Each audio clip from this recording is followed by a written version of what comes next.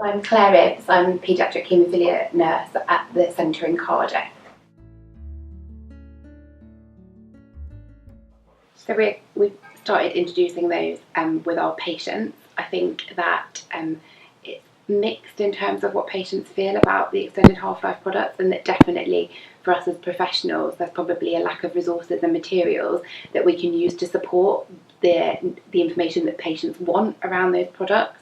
They've got lots of questions, and the answers and the resources that we have are very variable because perhaps we don't have a wealth of experience with them yet.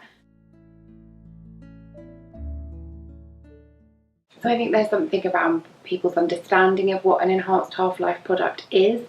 So that maybe as professionals we're very used to the idea of drugs having a half-life, but for some of our patients that's a new concept, and we need a way that is a way that they can understand. So how does that relate to their everyday life? So rather than just talking about pharmacokinetics and graphs, what does that mean for them in terms of their activities and when they're doing treatment?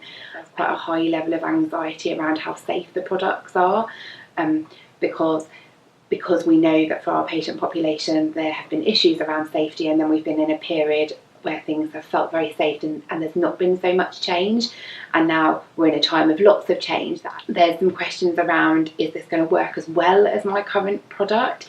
What's going to happen when I have surgery?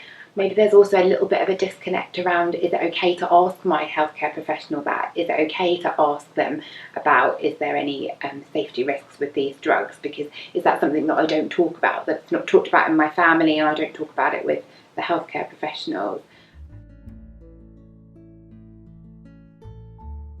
So patients who've been interested, we would say that it's about building on their understanding of what the switch might mean for them. So definitely different patients are going to be switching for different reasons, and there's going to be different benefits for different patients. So some benefits might be around venous access, some might be around factor VIII half-lives, some might be about reducing treatments.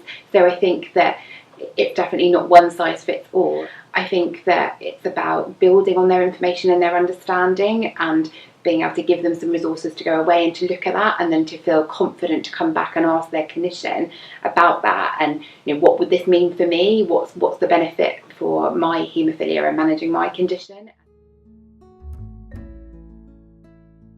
It would be useful to have somewhere that we could point people to, some resources that people could use and go and find and source that information, so that it's not just dependent on what the clinician is sharing with them.